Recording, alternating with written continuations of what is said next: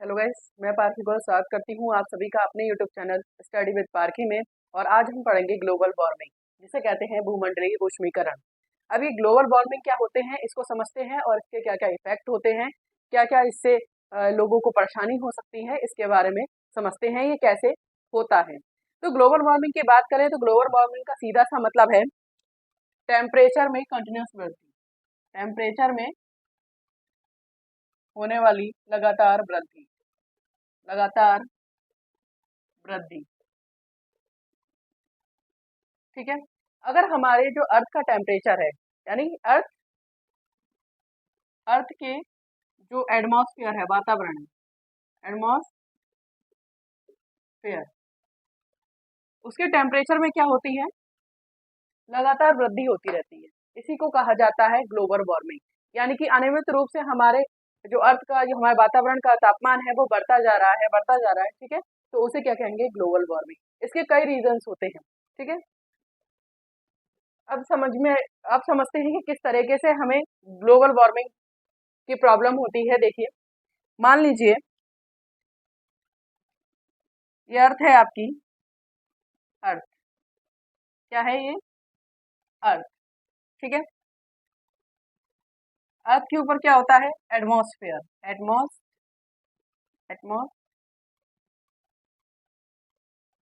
Atmosphere. ठीक है, atmosphere. अब इस एटमॉस्फेयर पे क्या है, अब ये हमारा क्या है, अर्थ, अर्थ पे क्या है, मान लीजिए सन है, क्या है, सन। ठीक है, ये है आपका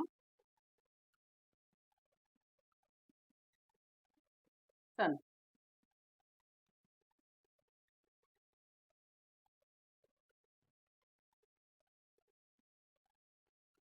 ठीक है, ये है आपका सन। अब सन से क्या आती है, लाइट वेव्स आती हैं, या फिर आपकी सोलर रेडिएशन आती है, उसमें विकिरण, यानी या फिर आपकी जो है सूर्य से क्या आती है, लाइट वेव। ठीक है, ऊष्मा की किरणें, यही तो आती हैं जो हमारी क्या है, पृथ्वी तक पहुंचती हैं। क्या है, पृथ्वी तक पहुंचती हैं। क्या आती हैं हमारी, ये इस तरह से क्या आती हैं, लाइट वेव, या कह लेंगे इन्हें लाइट वेव्स, या फिर क्या कहेंगे इन्हें, सोलर रेडिएशन। ठीक है, ये आता है, जो क्या है, हमारी अर्थ तक पहुंचता है। ठीक है, अर्थ तक क्या है, पहुंचता है। ठीक है, और पहुंचने के बाद क्या होता है, कुछ समय क्या करता है, हमारी अर्थ को गर्म रखता है ना। हमारी अर्थ क्यों गर्म रहती है, हमारे सूर्य से जो हमें लाइट वेव्स मिल रही हैं उनके कारण, रेडिएशन के थ्रू जो हमें हीट मिल रही है उसके कारण क्या है, हमारी अर्थ जो है उसका टेम्परेचर जो है बढ़ा रहता है। अब देखिए, यहाँ से कुछ वेव्स क्या होती हैं, कुछ तो क्या होती हैं, लौट जाती है। ठीक है, इतनी सारी आई और कुछ क्या है, लौट गई। ठीक है, कुछ लौट गई। ठीक है, कुछ तो क्या है,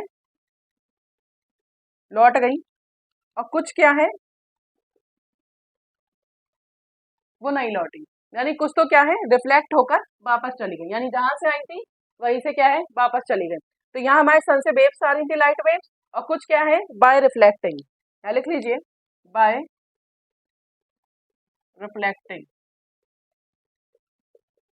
क्या है, रेस जो है, सूर्य से आने वाली जितनी भी हमारी वेव्स थी वो उसमें से कुछ क्या है, वापस चली गई। अरे कुछ वापस गई तो बाकी का क्या हुआ, तो बाकी क्या है, हमारे एटमॉस्फेयर द्वारा अब्सॉर्ब कर ली गई।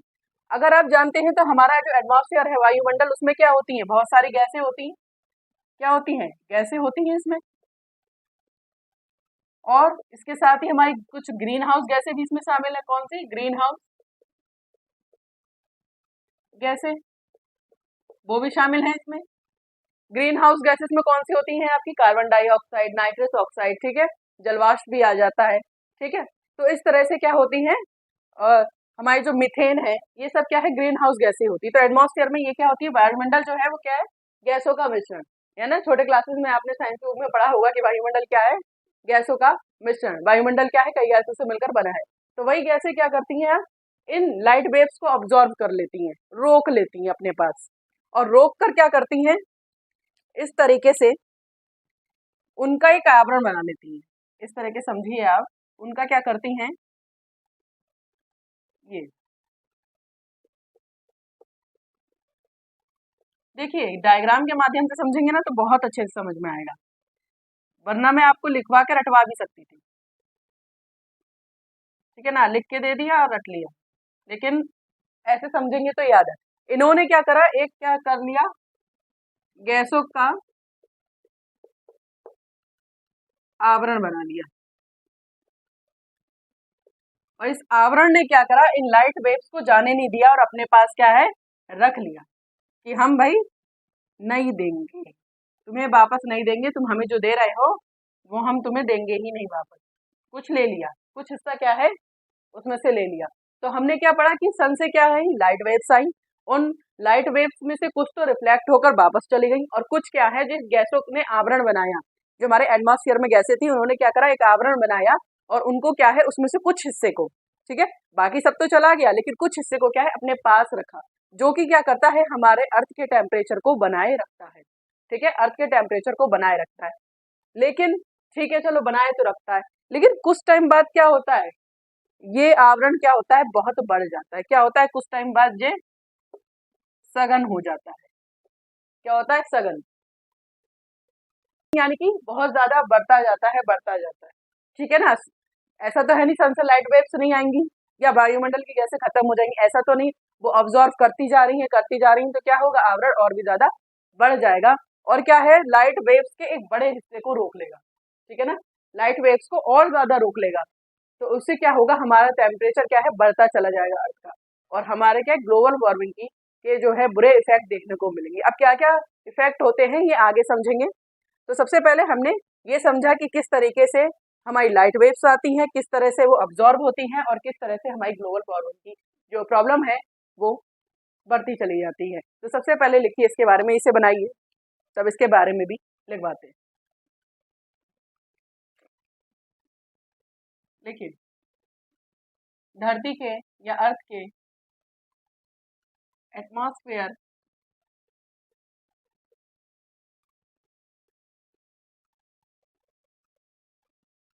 के टेम्परेचर में होने वाली लगातार वृद्धि को, लगातार या कंटिन्यूअसली होने वाली वृद्धि को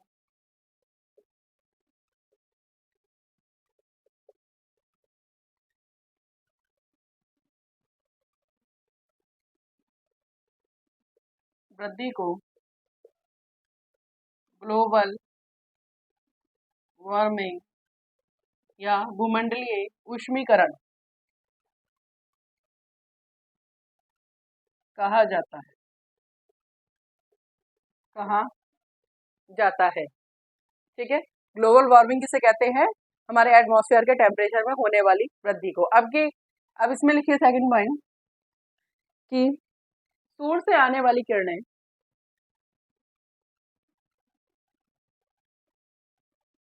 पृथ्वी पर सूर्य से आने वाली किरणें या आने वाली लाइट वेव्स, जो लिखना है वो लिख लीजिए,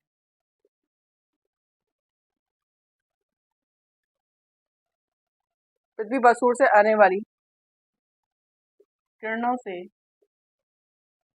पृथ्वी सूर्य से आने वाली किरणों से ऊष्मा प्राप्त करती है, ऊष्मा प्राप्त करती है। ये किरणें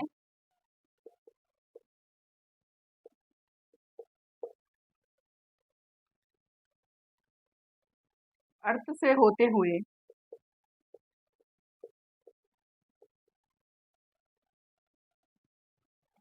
अर्थ से ये किरणें अर्थ की सरफेस से, ऐसा लिखिए, सरफेस से टकरा कर पुनः, जो मैंने आपको समझाया वही लिखवा रही हूँ, टकरा कर पुनः वहीं लौट जाती हैं, वहीं लौट जाती हैं।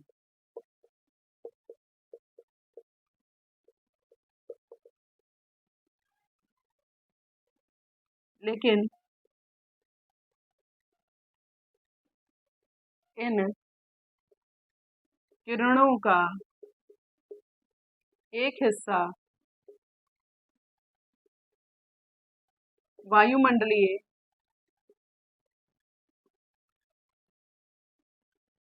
गैसों द्वारा,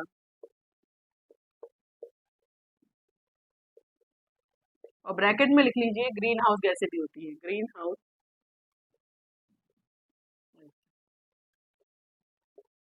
द्वारा ऑब्जर्व अब्जॉर्ब या अवशोषित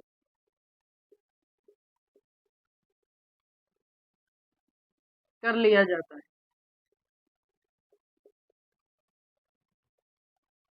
कर लिया जाता है।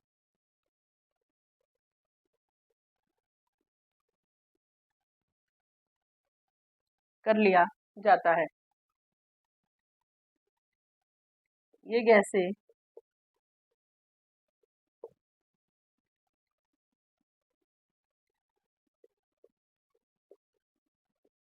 में मिलकर एक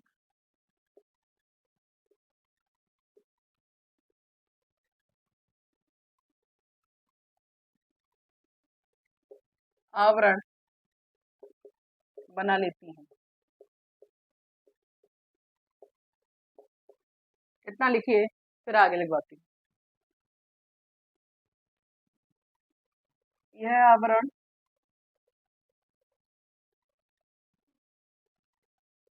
इन किरणों को रोक लेता है,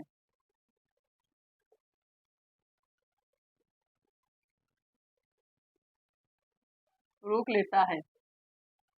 ग्रीन अब क्या है, आवरण ने इनको रोक तो लिया, लेकिन कुछ टाइम बाद क्या है, जो हमारे ग्रीन हाउस गैसें हैं उनके बढ़ने के कारण, तो लिखो ग्रीन हाउस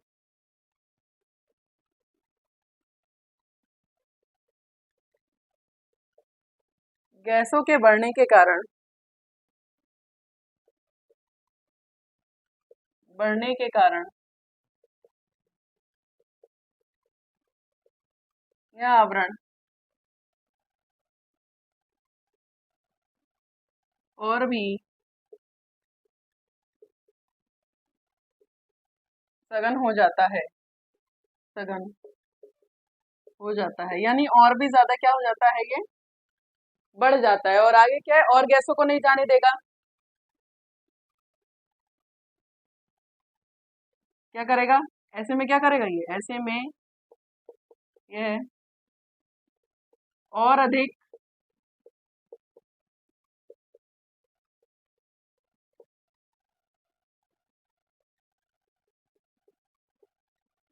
और अधिक किरणों को, और अधिक किरणों को रोकने लगता है, और इस प्रकार हमें क्या है, ग्लोबल वार्मिंग के और भी बुरे इफेक्ट दिखने लगते हैं। इस कारण ग्लोबल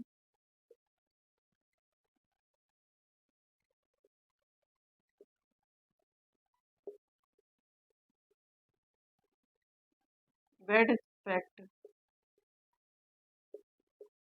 देखने को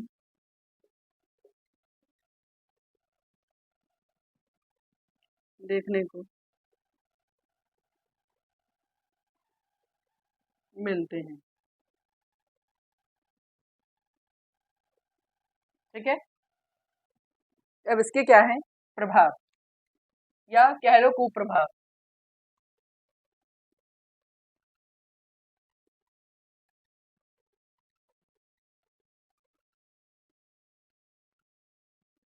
देखिए क्या क्या इफेक्ट देखने को मिल सकते हैं। देखिए एक तो कई तरह की डिसीज उत्पन्न हो जाती हैं, कई तरह की क्या है डिसीज हो जाती हैं, जैसे स्किन एलर्जी हो जाती है, ठीक है, सांस संबंधी बीमारियां हो जाती हैं। इसके अलावा एसिड रेन देखने को मिलती है। तो काफी चीजें हैं जो इसके कारण हो जाती हैं। तो सबसे पहले की बात करें तो एसिड रेन, ठीक है, अम्लीय वर्षा। इसके अलावा क्या है स्किन डिसीज, स्किन डिसीज यानी त्वचा संबंधी रोग, ठीक है, एंड अदर।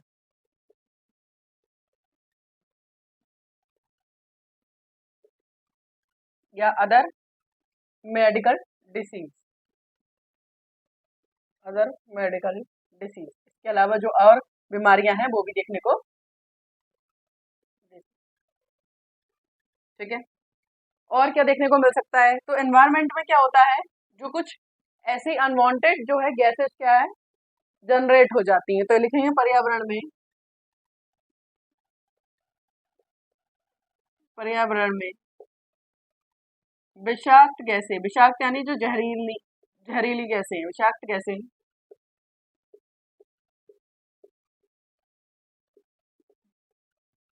उत्पन्न हो जाती हैं,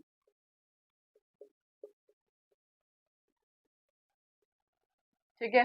और क्या हो जाता है, अगर और क्या है तो देखो टेम्परेचर बढ़ेगा, ठीक है, तो क्या है बर्फ पिघल जाएगी, है ना।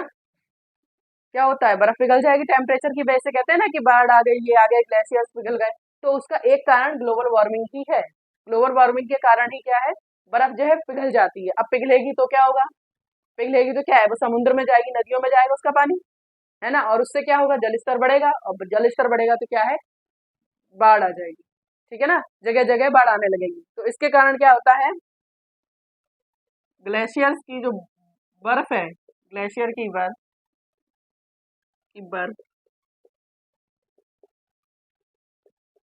पिघल जाती है,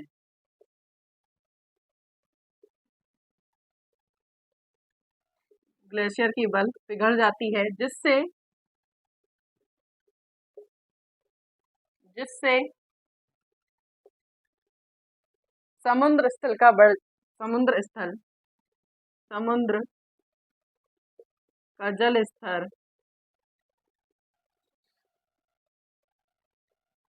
बढ़ जाता है, और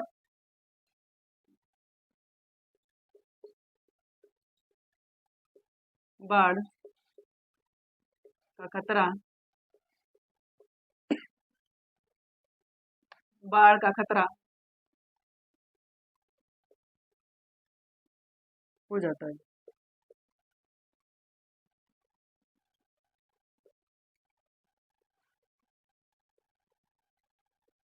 ठीक है, इस तरह से ये चीज को हार्मफुल करती है। इसके अलावा और क्या होता है, देखो अगर हमारा टेम्परेचर बहुत ज्यादा बढ़ेगा, बहुत ज्यादा बढ़ेगा, ठीक है ना, ग्रीन हाउस टेम्परेचर क्यों बढ़ेगा, जब हमारी ग्रीन हाउस गैसेस बढ़ती है तो ग्रीन हाउस गैसेस में आपकी कार्बन मोनोऑक्साइड भी आती है। जब कार्बन मोनोऑक्साइड बढ़ती है तो सांस लेने में बहुत दिक्कत होती है, सांस संबंधी बीमारियां बहुत ज्यादा हो जाती हैं। तो कार्बन, तो इसमें लिखिए कार्बन मोनोऑक्साइड, चलिए मैं हिंदी में लिख दे रही, वैसे सीओ कहते हैं, कार्बन मोनोऑक्साइड, मोनोऑक्साइड का बढ़ना। अब बढ़ेगी तो क्या होगा सांस संबंधी बीमारियां, सांस संबंधी बीमारियां भी क्या है बढ़ जाएंगी। तो हमने क्या क्या पढ़ा, सबसे पहले हमने पढ़ा कि जो हमारी है एसिड रेन बढ़ जाएगी। एसिड रेन क्या होती है, देखो एसिड रेन मैं आपको आगे पढ़ाऊंगी। तो एसिड रेन का मतलब होता है उस टाइप की वर्षा जिसमें सल्फर डाइऑक्साइड और नाइट्रोजन के जो ऑक्साइड हैं उनकी मात्रा ज्यादा होती है। अब इनके भी कई सारे इफेक्ट है, एसिड रेन से क्या क्या होता है वो भी मैं आगे आपको समझाऊंगी। तो एसिड रेन क्या होती है, जैसे वर्षा के रूप में या ओलों के रूप में या बर्फ के रूप में क्या है पृथ्वी पे उनका आना, और उसमें सल्फर डाइऑक्साइड और नाइट्रोजन के ऑक्साइड की मात्रा ज्यादा होना, और उनके कारण क्या है H2SO4 सल्फ्यूरिक अम्ल, तनु सल्फ्यूरिक अम्ल तथा नाइट्रिक अम्ल का है बनना, ठीक है, उसे कहते हैं एसिड रेन। उसके कारण कई सारी आती हैं, जैसे आपकी दीवारों में जो है दरारें पड़ जाती हैं, इसके अलावा कहीं कहीं बहुत ज्यादा सूखा पड़ जाता है, बहुत सारी चीजें, ठीक है। तो ये सब चीजें किसमें है, एसिड रेन में। तो का टेम्परेचर क्या है, बढ़ना। ठीक है, इसे आप अपनी भाषा में लिख लीजिए। क्या है कि ग्लोबल वार्मिंग के कारण एनवायरनमेंट का टेम्परेचर जो है बढ़ जाता है, एसिड रेन होने की संभावना बढ़ जाती है, इस तरीके से। ठीक है, इसको लिख लीजिए। ठीक है, तो ये परेशानियां होती हैं कि पर्यावरण में विषाक्त गैसें उत्पन्न हो जाती है, ग्लेशियर्स की बर्फ पिघल जाती है, समुद्र स्तर बढ़ जाता है, बाढ़ जगह जगह आने लगती है, और साथ में कार्बन मोनोऑक्साइड के बढ़ने के कारण क्या है, सांस संबंधी बीमारियां जो है हो जाती है। सांस संबंधी जैसे अस्थमा हो गया, सांस लेने में दिक्कत हो रही है, सांस फूल रही है, तो ये सब ना ग्लोबल वार्मिंग का कारण है। और हमारे देश में आज भी इस पर कोई काम नहीं किया, काम करने की बहुत कोशिश की गई है, लेकिन लोग मान नहीं रहे हैं। जगह जगह पोल्यूशन हो रहा है, फैक्ट्रीज बन रही है, धुएं निकल रहे हैं। तो यही कारण है, कहते हैं ना बहुत गर्मी पड़ रही है, बहुत सर्दी पड़ रही है, तो एक साइकिल होती है, इतने टाइम सर्दी इतने टाइम बारिश, तो उसको खराब कर दिया ग्लोबल वार्मिंग ने। तो सजेशन यही है कि आप जो है एनवायरनमेंट का थोड़ा ध्यान रखेंगे तो ये प्रॉब्लम दूर हो जाएगी। इसको उतारिए। चलिए, एसिड रेन जिसके बारे में मैंने आपसे अभी बात कर रही हूँ, जिसे कहते हैं अम्लीय वर्षा या अम्ल वर्षा। अम्ल वर्षा। तो देखिए, एसिड रेन क्या होती है, तो एसिड रेन से तात्पर्य एसिड या एसिड रेन का अर्थ वर्षा, हिम यानी बर्फ गिरने से, बर्फ, ओले और कोहरा से है, कोहरा इत्यादि से है, जिसमें जिसमें क्या क्या होता है, CO2 कार्बन डाइऑक्साइड के अतिरिक्त सल्फर डाइऑक्साइड, SO2 को कहते हैं सल्फर डाइऑक्साइड, और क्या है, नाइट्रोजन के ऑक्साइड। देखो मैं N2O नहीं कह रही हूँ, नाइट्रस ऑक्साइड NO2, ठीक है, नाइट्रोजन के ऑक्साइड, अब वो NO भी हो सकते हैं और बाकी चीजें, ठीक है, के ऑक्साइड। इस बात का ध्यान रखें, कहीं NO2 लिख दें जाके। ठीक है, क्या है, जिसमें CO2 के अतिरिक्त सल्फर डाइऑक्साइड और नाइट्रोजन के ऑक्साइड आदि घुले हों, आदि घुले हों, और जो आपस में मिलकर और जो आपस में मिलकर या जिनसे घुले हों और जिनसे डाइल्यूट, याद रखिए डाइल्यूट है, डाइल्यूट H2SO4 जिसे कहते हैं सल्फ्यूरिक अम्ल, तनु सल्फ्यूरिक अम्ल, तथा HNO3 नाइट्रिक अम्ल, देख लीजिए नाइट्रिक अम्ल बनते हैं।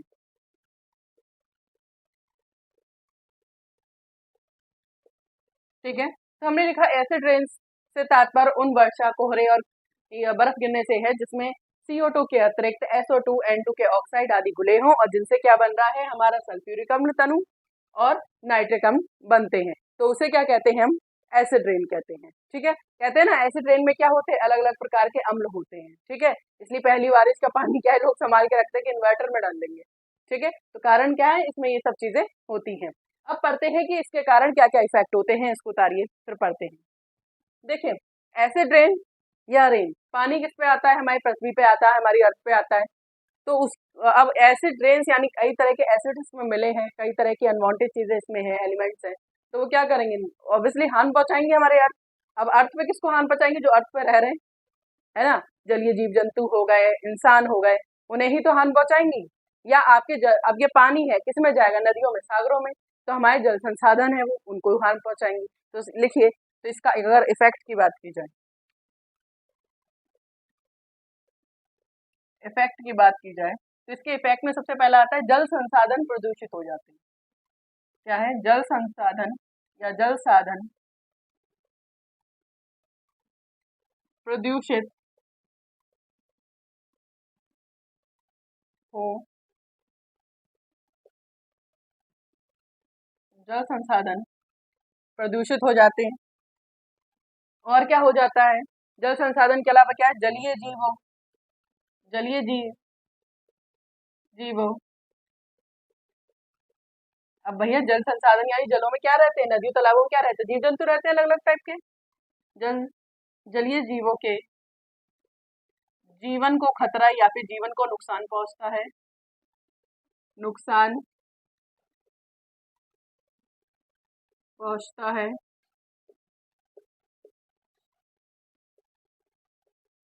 जलीय जीवों के जीवन को नुकसान पहुंचता है।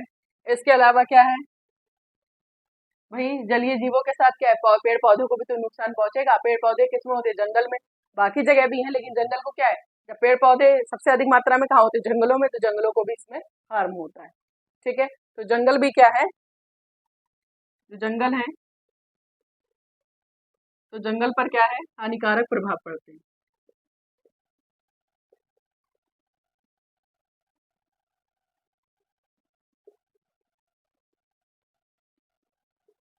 अब जंगल है तो जंगल में क्या है, जंगल में हार्मफुल इफेक्ट्स होंगे, तो क्या है, जंगल में क्या जीव जंतु है, उन पे भी क्या होंगे, हानिकारक प्रभाव पड़ेंगे। ठीक है, ये तो एक दो पॉइंट आप एक्स्ट्रा करके भी लिख सकते हैं। इसके अलावा देखिए, जल प्रदूषित तो होता ही है, साथ में कुछ हानिकारक तक जल को जहरीला बना देते हैं। जैसे माने लेड है, कैडमियम है, पारदा यानी मरकरी जो है, ये सब क्या है, ये क्या करती हैं, जल में घुलकर, जल में जल में घुलकर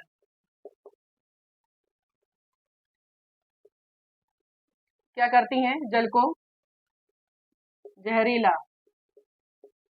जहरीला बना देती हैं।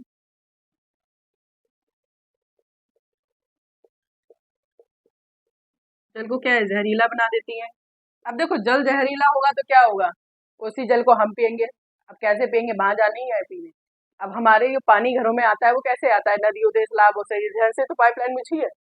ठीक है ना, अब ये जल में घुल गए, जल को जहरीला कर दिया, भाई हम पियेंगे तो हमें भी क्या होंगी, अनेक प्रकार की बीमारियां हो जाएंगी, है ना। इसलिए कहते हैं पहली बारिश में भीगना नहीं चाहिए। ठीक है ना किसी तरह हमारे मुंह में चला गया, ठीक है, थोड़ा बहुत चला गया, सही है। अब जबरदस्ती बच्चे पीते हैं कुछ छोटे पे, तो मना किया जाता है पहली बारिश में मत नहाओ, बीमार बीमार क्या पड़ जाएंगे, यही कारण होता है। उसमें अलग प्रकार के एसिड्स होते हैं जो कि हमारी बॉडी के लिए अच्छे नहीं होते, और हम क्या है, बीमार पड़ जाते हैं। कई बार बच्चों को सर्दी जुकाम होता है, लेकिन जरूरत से ज्यादा अगर हम उसको इकट्ठा करके पिए वगैरह, तो वो और बड़ी बीमारियों का कारण बनेगा, और बड़ी बीमारियों का कारण बनेगा। अगर एक और देखा जाए तो जो सल्फर डाइऑक्साइड, मैंने क्या कहा, एसिड में क्या होते हैं, सल्फर डाइऑक्साइड और नाइट्रोजन के ऑक्साइड। तो ये सल्फर डाइऑक्साइड क्या होता है, ये सल्फर डाइऑक्साइड चूना पत्थर के साथ मिलकर, ये चूना पत्थर के द्वारा ये अवशोषित होकर पत्थर को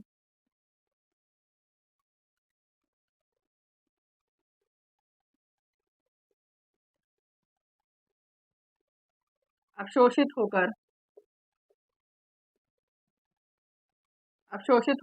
उसे जिप्सम में बदल देता है, जिप्सम में बदल देता है, के द्वारा अवशोषित होकर, लिख लो, या साथ अवशोषित होकर लिख लो, बात के द्वारा अवशोषित होकर उसे जिप्सम में बदल देता है।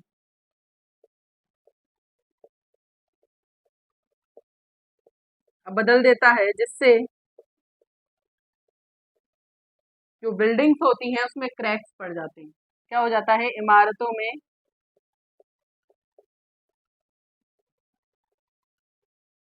दरारें